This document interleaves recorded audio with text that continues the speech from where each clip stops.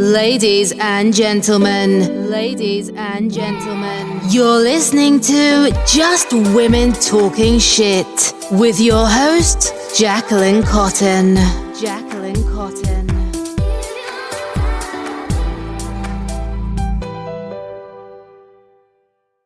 Hello, beautiful souls. Welcome back to Just Women Talking Shit.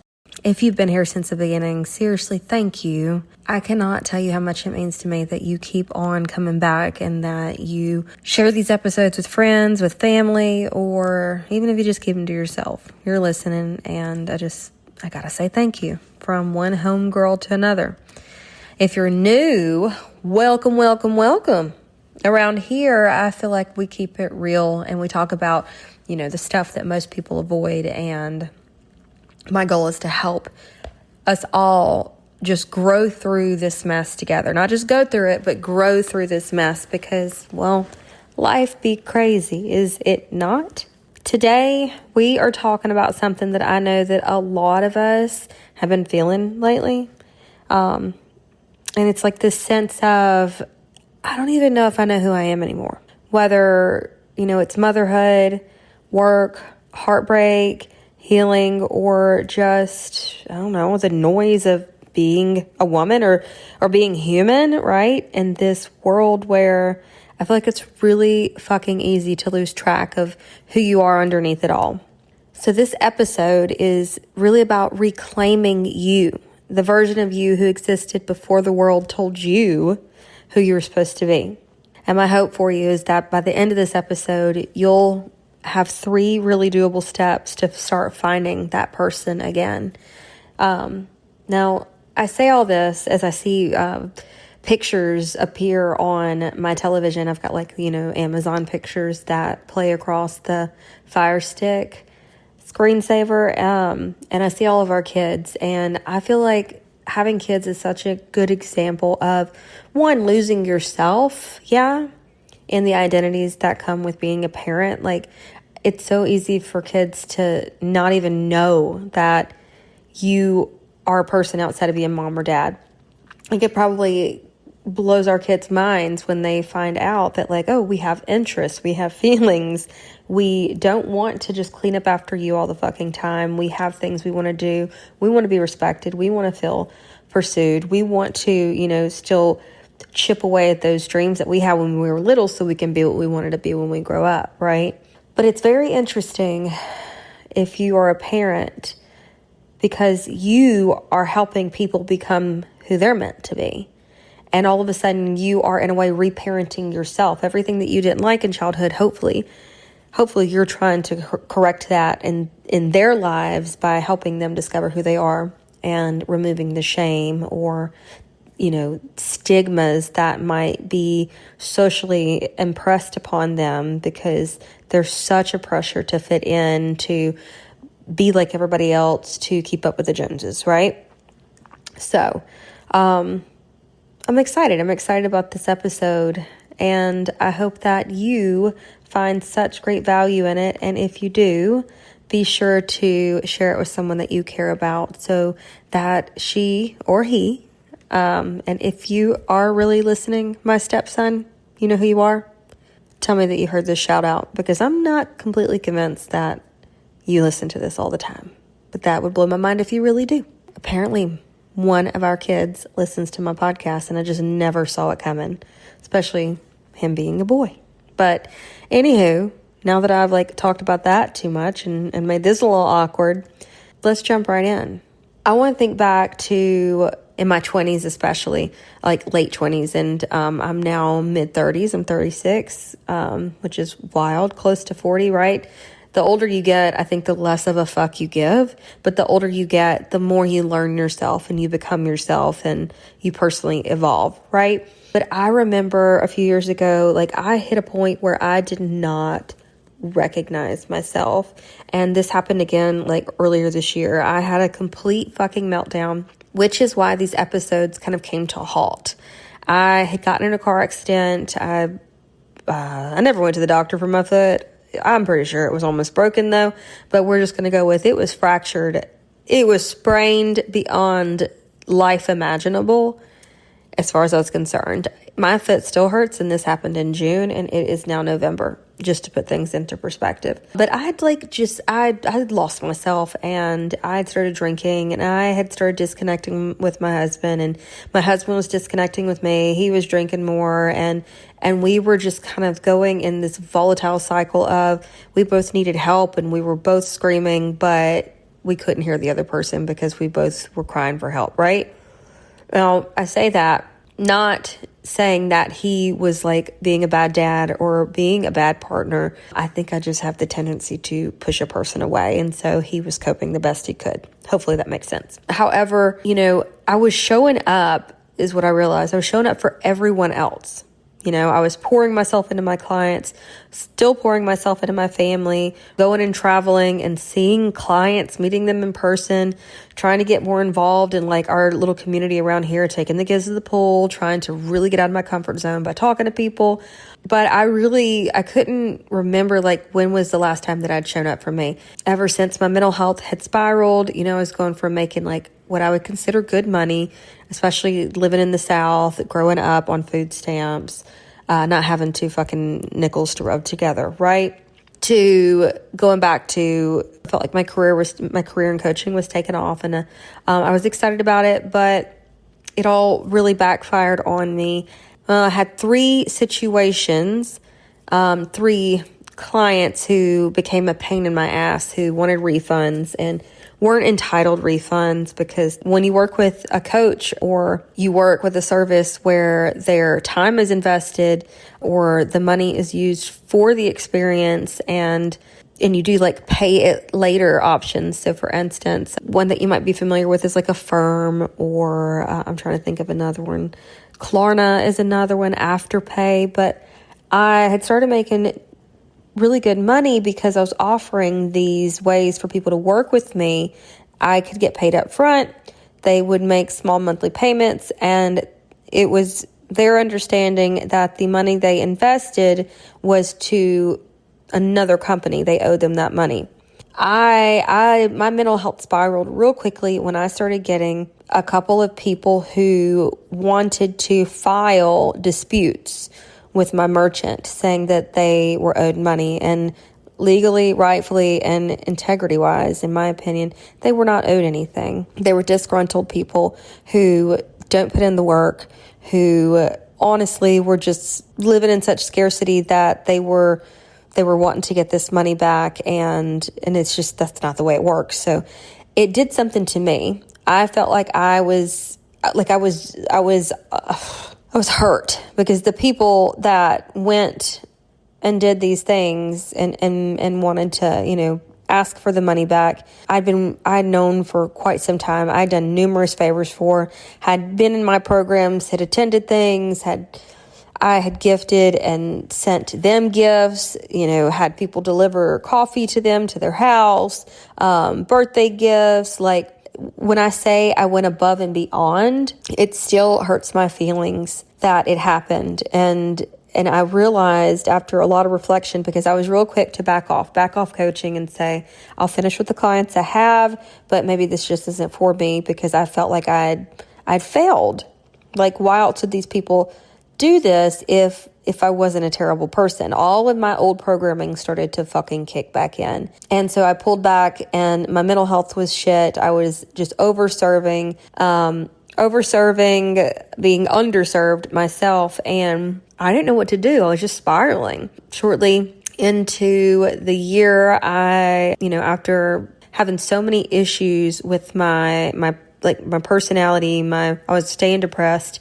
My anxiety was on fire. I gained a bunch of weight, all these things, right? I decided that I needed to really talk to somebody, because it was starting to scare me. The thoughts that were running through my head whenever I felt like on paper I should be fulfilled. It looks like I've got this, beautiful, perfect life. And it is, it's beautiful. Nothing's perfect, obviously, but I was starting to recognize that I was the problem. So I wanted to get down to the root of the problem. The root of the problem was some underlying health issues, some underlying mental health issues as well that I just didn't know about. And so since then, I've been seeing a therapist. I have really been figuring out who I am, like getting back to the core of who would I be without others' opinions? Who would I be if I'd been raised out in the wild without influences from outside sources, right?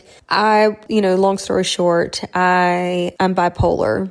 And I've got extreme anxiety. I think that I could have a borderline personality disorder or that something of that nature. Now, and we'll get into this at some point because I know the story needs to be heard and it'll help you get to know me better, but it'll also help people out there who are struggling to talk about neglect or emotional neglect that they experienced in their childhoods.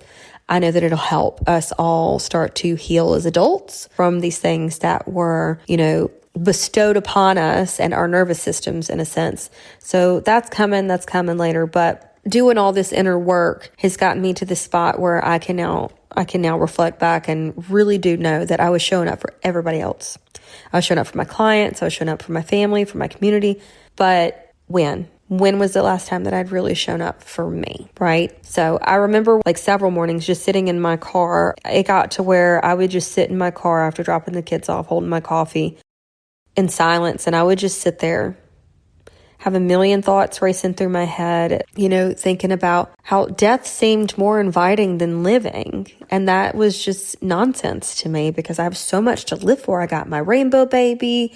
My daughter is beautiful and thriving. I have 3 beautiful bonus sons. I have an amazing husband. I live in a nicer house than I ever could have imagined I'd live in, when I was a kid. Now as an adult, I've got the perfect little family and the perfect little life that little Jacquelynn begged for, right? And so how was I feeling blank inside? That's what I had to figure out. If someone had asked me what I wanted when I was feeling this way, I don't know that I'd be able to say what was lighting me up. The clients were starting to drain me. My podcast was starting to drain me. It felt like more work than it was worth. I don't get a shit ton of downloads. I don't know much about SEO, all these things, right? And so it was real easy to just let things go instead of grow through it. And so I really don't know what I would have answered or if I would have had an answer. My answer is typically always just I just really want to make a difference and I want to help people.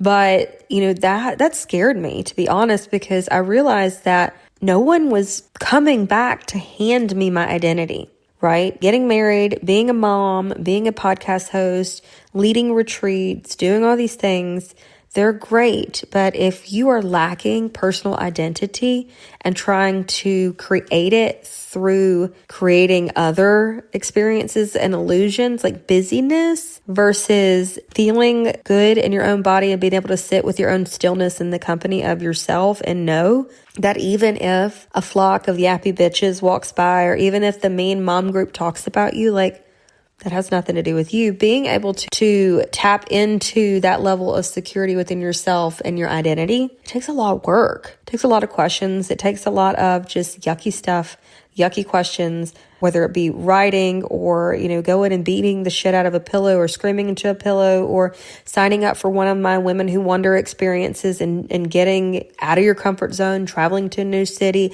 meeting new women, whatever that looks like for you to be able to put yourself back out there and figuring out what is it that you like? What is it that you don't like?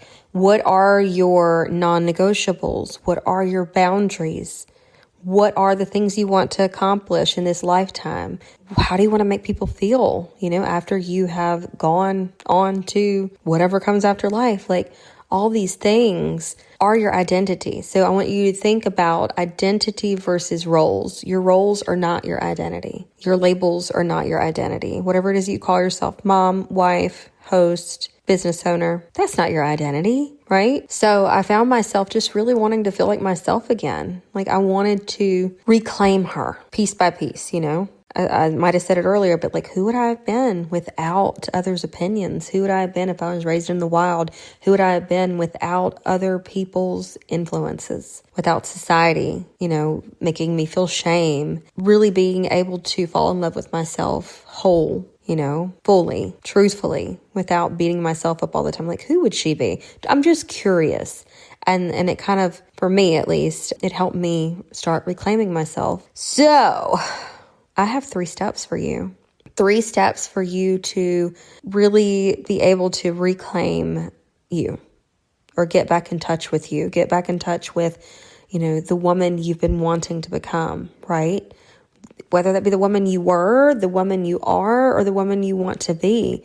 That's going to be totally up to you. And y'all know my stance on, I feel like that we are forever evolving. You are always going to personally evolve. So like, you can't really say that who you were when you were 16 is exactly who you are now that you're 36. I don't want to be held accountable for 16-year-old douchebag me. I don't know about you. Like there's a lot she didn't know, but I know that 36-year-old Jacquelynn probably won't be the same exact person at 50 once she's had more life experiences and has had more time to evolve. So 3 steps. Let's start with step number 1. Remember who the fuck you were before all the noise. Seriously, let's start simple. Like, who were you before you started shrinking yourself to fit other people's expectations? I can literally think back to whenever I was a little girl, and for whatever reason, I wanted to sing, I wanted to dance. I was definitely that kid who was kind of labeled, theatric and too much. Oh, I just got full body chills saying this, because the woman that I became, or the adolescent that later on became a woman, totally opposite. Shy, too scared to get up in front of the class to present my project, didn't have very many friends, got picked on a lot. I was a huge victim of bullying. I was just not an outspoken individual. I did not go out to do social things with friends. I was scared to socialize. I stayed home a majority of my life. I was scared of the world, needless to say. But when I was little, I can look back and I can see how spunky I was. I can see how I pranced around wanting to be a gymnast. And, before I started being told who I was, is who I've actually turned out to be more like the older I get. So approaching 40, I'm more like 5-year-old me, like my energy and my funness and my spirit, because, I think that fundamentally as a child, when, you are just so curious and fun and, asking all the questions, and just life is magical, that we don't necessarily lose that. We kind of hide it because, we're told to grow up, or that's not real life, and we're taught to diminish like this mystery and this magnetism and this magicalness of life that we all start out with. It's just, we are taught to dim that shine, right? And so I find it so interesting. And that's why I just want to ask you again, like, who were you before you started shrinking yourself to fit other people's expectations? Like, what did that version of you love to do? What made her laugh until she cried? I think back being like, younger and hanging out with my cousins, like, we had so much fun doing absolutely nothing, because we were just the most authentic kids. We picked on each other. Yeah, we would fight, but we made up. We'd wrestle. We had adventures. We'd go throw picnics. We play games outside. We'd have Kool-Aid stands, and the best memories of my life before life started getting like really tough and forcing us to be somebody else, to grow up too quickly. But what did she dream about before someone told her to be realistic? Now, when you have time today, I want you to spend just 5 minutes, okay? Literally set a timer on your phone, or if you're old school, maybe you got one of those little kitchen timers. I don't know. I think that they're awesome. Actually, I want to get one of those because I think it's a really fun way to do chores and stuff around the house with kids. Side note, somebody mark that down. But, or even like the timer on your microwave or stove or something like that. That works too. set that timer and voice note or journal this. The question is, and this is what you're going to write on, who was I before life got so loud? And just intuitively let yourself feel and talk about that. Feel it and speak on it through a voice note for 5 minutes, or feel it and write it on paper or on your laptop, for those straight 5 minutes. Don't stop until you hear the timer. And that's where you're going to start to reconnect with yourself, because she's still in there. She's still in there and she is just dying to get out. Moving along to number 2, start auditing the voices that you're listening to. You repeating things that you've heard in the past or that you heard today, or just those not nice self-inflicted judgments that you keep repeating in your head because you're anxious or overwhelmed or maybe just a little bit insecure. So audit those voices that you're listening to, both internally and externally, because here's the truth. Most of us are living by voices that aren't even ours. The friend who means well, just an example, like the influencer you compare yourself to, or even the parent still living rent-free in your head. Those are the voices that we need to be limiting and need to replace with goodness. So in order for your brain to feel good, in order for you to be able to think clearly, you've got to be able to take inventory and keep putting good stuff into that brain. For me, I like podcasts, I like books, I like comedy, I like writing my own stuff, writing jokes, trying to work on a book, right? And it forces me personally to use the creativity, which is sometimes those voices are just like, if you were being creative and tuning into what makes you happy, doing more things you love, then you wouldn't have time to think about that. So just pause and ask yourself, whose voice is driving my decisions right now? Is it mine or is it someone else's? And then for the next 24 hours, I really challenge you to do like an input detox almost, meaning like no comparing, no mindless scrolling, no overthinking what other people might think, right? No sending that text and then sitting on it like for, 5 minutes going, oh my God, why did I send that? I was so stupid. She's not going to respond. They don't care. They don't want to talk to you. Did I wait too long? What did they think? Have they read it? None of that. No sitting there for 5 minutes before you send a text, overanalyzing. Just send the fucking text and then go put the phone away. Just listen to your voice again. Quit letting your judgment get clouded by all these people with their own opinions that you didn't ask for, most likely, living rent-free in that beautiful fucking brain of yours. That is where clarity starts to return. Step 3, take one brave, tiny action, okay? We're overthinking it. Once you've remembered who you were and you have started to quiet the noise, that's when it's time to move, okay? Take Mel Robbins' 5-second rule, for instance. Don't give yourself time to talk yourself out of it, because that's the way the brain is wired, is to protect you from, scary, unfamiliar, new things. The brain feels safe with repetition, with what it knows, with its comfort zone. So once you've remembered who you are and once you've quieted the noise, it really is. It's time to move. Take our 5-second rule and say 5, 4, 3, 2, 1. Launch, baby. Go for it. Get up, go for the walk. Don't give yourself time to think about it. 5, 4, 3, 2, 1. Walk up to that person and say hello that you've been wanting to talk to. 5, 4, 3, 2, 1. Start recording that first voice note for your first podcast episode. 5, 4, 3, 2, 1.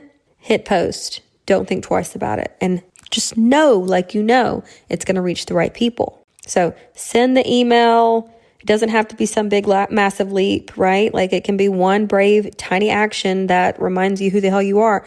If you're not going to send the email, say no. If you usually are always saying yes, or like people pleasing, knowing that it doesn't, it's not something you want to do, or you'd really like to say no, start saying no. Sign up for the thing. Go for a walk alone. Speak the truth before you allow yourself to come up with what somebody wants to hear. If I say no, is it going to upset them? No, speak your truth before you even allow yourself to talk yourself out of it. Speak the truth that you've been swallowing, simply put, because confidence does not come first. Action does. Just like going to the gym, Like the motivation comes afterwards. At first, you're not your healthiest. You're not used to this new routine. So you have to do it for a little while. You'll see some results. You'll start to notice momentum picking up. Oh my gosh, I'm walking faster. Oh my gosh, I went from a 5-pound dumbbell to a 10-pound dumbbell. Like you can see the progress. And so therefore you're motivated to keep going. So confidence and motivation does not come first. Action does. And that's how you start to rebuild your trust within yourself, is just by one tiny promise at a time. You don't have to make all these big promises to yourself and then get bummed out when things don't happen quickly. Let's recap all these steps real quick, okay? Remember who you were before the noise. That's number 1. Number 2, audit the voices you're listening to. Number 3, take one brave, tiny action. But here's like your real challenge for the week, okay? Be like, Jacquelynn, you already gave us 3 things to do. I promise it's not going to be that bad.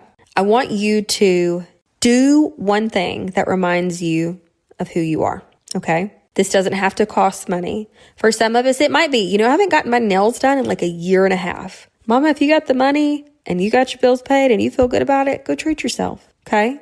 One, thing that reminds you of who you are could be picking up the guitar. Like I've got to do that every once in a while. And when I do, I feel so good. I feel so good playing guitar, singing my music, and just strumming to my heart's content or until my fingers fall off. Okay? Could be going for the walk. We mentioned walks a few times. Could be just cooking a meal with your kids or with your partner, or really just, taking time to be present with your puppy, with your dog. Could be getting back out in the garden. Like, I don't know what it looks like for you, but there's something that you can do this week that is going to remind you of who you are. And when you do that, I want you to take a picture of what you're doing. Bonus points if I get to see your beautiful face. And I want you to tag Jacquelynn Cotton and Just Women Talking Shit on Instagram so that I can celebrate you. I will repost it to my stories and we will all celebrate you. Because you deserve to feel celebrated just as you are, authentically, imperfect, unapologetically, okay? Messy bun and all, mama. You really might just inspire somebody else to start reclaiming themselves too. That's what's so beautiful about this podcast. That's what's so beautiful about sisterhood in general and just spreading light and positivity, is that when you show up and shine your light, you're inspiring other people to do the same thing. I have self-funded this podcast since 2021. I've never asked anybody for support. I've looked into Patreon. I've looked into some other things, but I've never just put it out there that maybe people want to help. Maybe people want to be part of this. And so there have been months when I'm not, making money, because my mental health and my chronic illnesses get the best of me sometimes. There are just numerous things that play into me not having the fun. So I'm going to put it out there that people want to help, that people want to give $3 or $5. And if you do, I will give you a really personal shout out and let everybody know how freaking grateful I am for you. But I'm going to open the floor up. I'm going to open the floor up for what I preach all the time and that's that we can all come together and make beautiful things. And so if you really enjoy this show and you want to support the show, you can just donate. There will be a link below, or you can look up top. But I also want to remind you that if you don't want to support the show, or you don't have, $3 to throw around right now, $3 a month, that's okay too. There are other things you can do. You can totally leave a review on Apple Podcasts. You can send this episode to your friends. You can rate this show and give it all the stars on Spotify. You can tag us in your stories so that other people can see our content so that they can listen to the podcast. You can write the show, whether you want to do it through Buzzsprout, where there's like a fan mail option, or you want to send an email directly to us at jwtspodcast@gmail.com. You can send in your questions, whether it's for me, whether it is for an upcoming expert. You have like a love and relationships question. If you have a question about women's health, if you have a question about hypnotherapy, if you have a question about diets, nutrition, sex, like mental health, anything to do with personally evolving as a woman, send the questions in or send your stories in. Maybe you have a really beautiful story of how this amazing thing happened in your life, or you could inspire someone. Or maybe you just need a little pep in your step and you need, to share what you're going through right now and just receive love from the community. Send us some mail. We would love, and by we, I refer to we because I'm just manifesting this giant team one day, but right now it's just me. Not even gonna trip on y'all. It's just me. But I say we because I'm speaking it into existence. So we would love to receive your mail, your questions, if you need advice, if you want to give a tip or actionable step to others, if you want to, recommend a subject that we should cover, if you want to send a guest our way. These are all ways that you can help the show, okay? Because the goal is to take this on the road. Would have done it a lot sooner. Would have done it a bunch sooner. But, like I told you, I went on hiatus and I was just feeling real sorry for myself and being a little fucking bitch. But I'm back and I'm done feeling sorry for myself because I felt stupid. Once I came to, I was like, bitch, you just wasted so much time.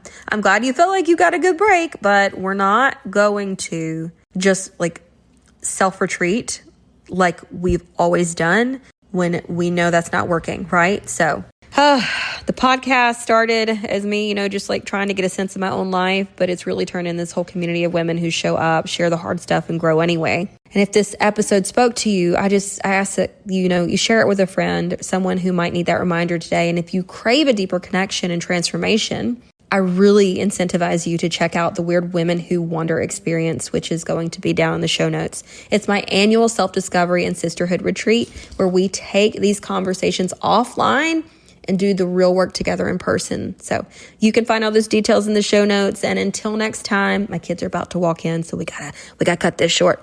Keep talking your shit, keep growing, and keep remembering who the fuck you are.